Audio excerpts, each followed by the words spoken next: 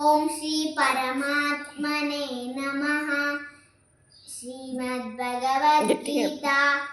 अथ पंचदशोऽध्यायः।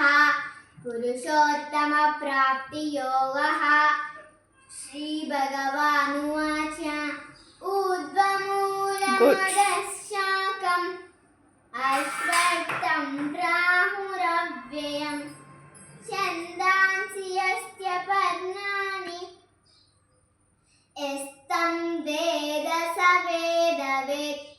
अधश्चोत्वं प्रस्तुतास्तस्य शाखाः गुणप्रभुत्वा विषयप्रवालाः अधश्च मूलानि तु सन्ततानि कर्मानुबन्धीनि मनुष्यलोके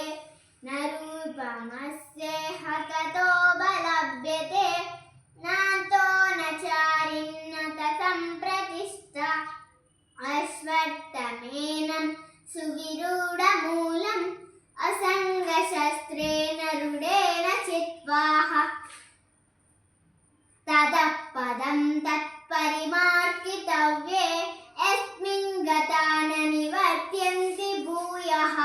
त्वमेव चात्यं पुरुषं प्रपद्ये यतः प्रबुद्धिः प्रस्तुता पुराणी निर्माणमोहाजितसङ्गदोषा अत्यात्मनित्या विनिवृत्तकामाः द्वन्द्वैर्विमुक्ताः सुखदुःखसञ्जये गच्छन्ति मूढात् पदमो मयन्तत्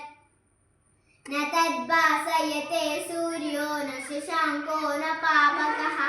यद्गत्वा न निवर्तन्ते तद्धाम परमं मम ममैवांशो जीवलोके जीवभूतः सनातनः मनश्शस्तानीन्द्रियाणि प्रकृतिस्थानि पश्यति श्रोत्रं चक्षुस्पर्शनं च रसनं ध्यानमेव च अधिष्ठाय मनश्चायो विषयानुपसेवते उक्रामन्तं स्थितं वापि गुञ्जानं वा गुणान्वितं विमूढानानुपश्यन्ति पश्यन्ति ज्ञानचक्षुषः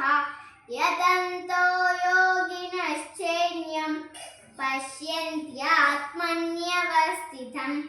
यतन्तोऽप्यच्युतात्मानो नैनं पश्यन्त चेतसः यदादित्यगतं तेजो जगद्भासयतेऽखिलं यच्चन्द्रमसि यच्चाप्नो तत्तेजो विद्धि मामकम् गामाविश्य च भूतानि धारयाम्यहमोजसा पुष्णामि चौषधिः सर्वा सोमो भूत्वा न सार्थकः अहं वैश्वानरो भूत्वा प्राणिनां देहमाश्रितः प्राणापानसमायुक्तः पचाम्यन्नं चतुर्विधं सर्वस्य चाहं हृदि सन्निविष्टो मत्तस्मृतिज्ञानमहोपरं च वेदैश्च सर्वैरहमेव वेदोत् वेदान्तकृद्वेदविदेह चाहं द्वाविमौ पुरुषौ लोके क्षरक्षाक्षर एव च क्षरः सर्वाणि कूटानि कूटस्थोऽक्षर उच्यते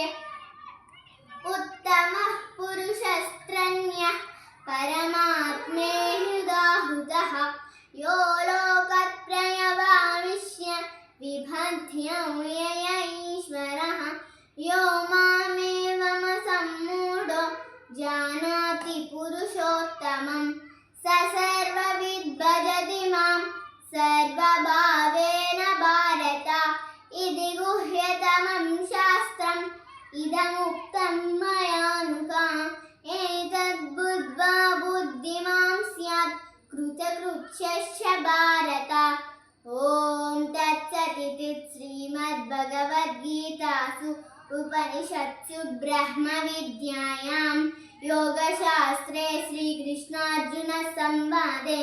पुरुषोत्तमप्राप्तियोगो नाम पञ्चदशोऽध्यायः। ॐ श्रीकृष्णार्पणमस्तु। जय श्रीकृष्ण।